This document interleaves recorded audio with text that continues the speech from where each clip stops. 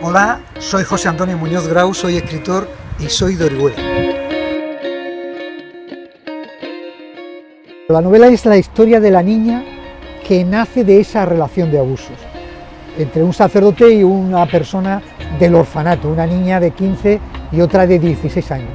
Y entonces ellas cuentan en el juzgado cómo el cura abusaba de ellas, a dónde se las llevaba, etcétera, y por esos datos que aparecen en la prensa, por esos datos del pleno del ayuntamiento, vas conociendo un poco la historia, esa intrahistoria horrible, terrible, durísima, que tuvieron que vivir aquellas niñas en aquel orfanato, huérfanas, sin poder recurrir a nadie que te eche una mano ni nada. O sea, un ambiente muchísimo, muy agobiante, muy fuerte y tal, ¿no?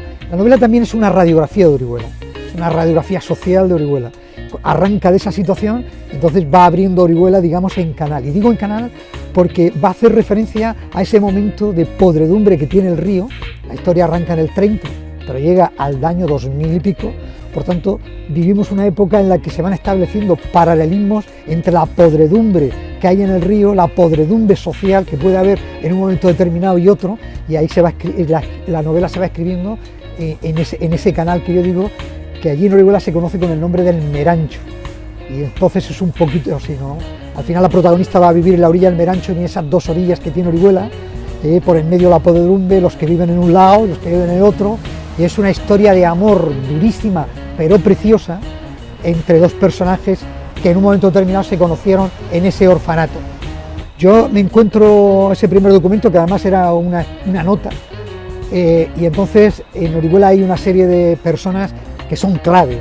Uno de ellos, un compañero vuestro, José Ruiz Cases Sesca, que estuvo muchos años en el periódico Información y que para mí es la puerta de todas las demás puertas, ¿no? Hablé con él y le pregunté dónde podría encontrar esta documentación y él mismo me orientó hacia el archivo municipal. Ahí es donde aparece el pleno del ayuntamiento, porque es un caso además muy curioso.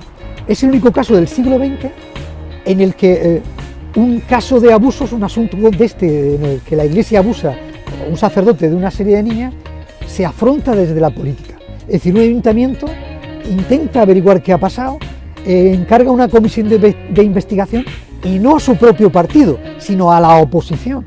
Gobernaba el Partido Socialista en ese año 32 y le encarga a la ultraderecha, lo que ahora sería este partido nuevo que ha aparecido, le encarga una comisión de investigación por si hay responsabilidad de sus funcionarios. Y entonces se aborda el problema desde la política y la política lo traslada a los tribunales. Es decir, eso en el siglo XX no ha ocurrido nunca y eso ocurrió en Orihuela y eso me pareció un caso tan significativo que no solamente era ya un caso de abusos, sino era un caso de qué actitud toma la sociedad ante un momento determinado. ¿Y por qué en ese momento? Porque en ese momento había libertad en España, entonces se podía hacer. Después, con la guerra civil, viene todo el periodo de silencio, oscuridad y cunetas sociales y de tierra y de tal, y lo tapan todo.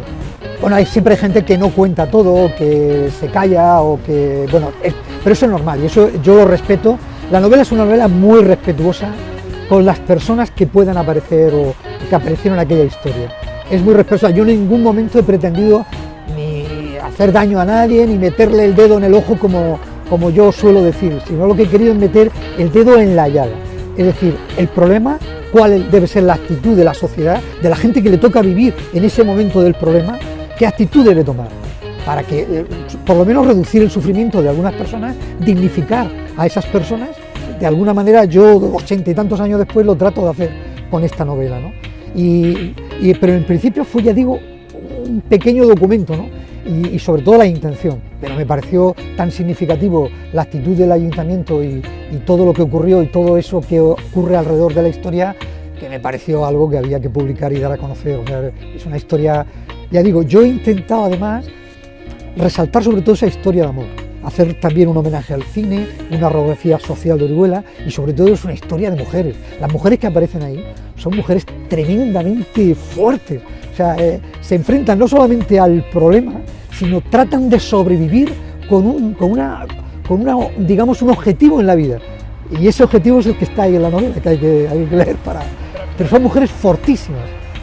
En Orihuela, cuando yo empiezo a escribir la historia, hace 2 años y medio, poco más, y empiezo a preguntar todo el mundo me decía, tú esta novela no la vas a poder presentar en Orihuela, es muy complicado en Orihuela. Bueno, yo ya tenía entonces una oferta para presentarla en Madrid, en la papelería Blanquerna, en algunos otros sitios y tal, y era una idea, pero mi idea lógicamente es que una novela de este tipo tenía que presentarse donde ocurrió el hecho. Otra cosa es que luego se presente donde haga falta, ¿no? Pero sí que la fui escribiendo con ese temor, ¿no? Pero han pasado tantas cosas en los últimos 2 años y medio que yo creo que, bueno, no ha habido ningún problema, ningún recelo, nadie me ha dicho absolutamente nada. En la presentación Orihuela incluso hubo sacerdotes muy comprometidos con este problema, y que yo creo que la Iglesia debería estar comprometida y debería ser quien denuncie este tipo de cosas. Una Iglesia del Evangelio, otra cosa no.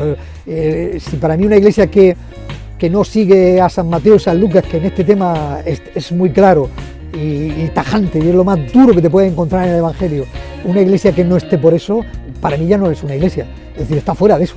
Por tanto, la Iglesia no le puede molestar y no le molesta.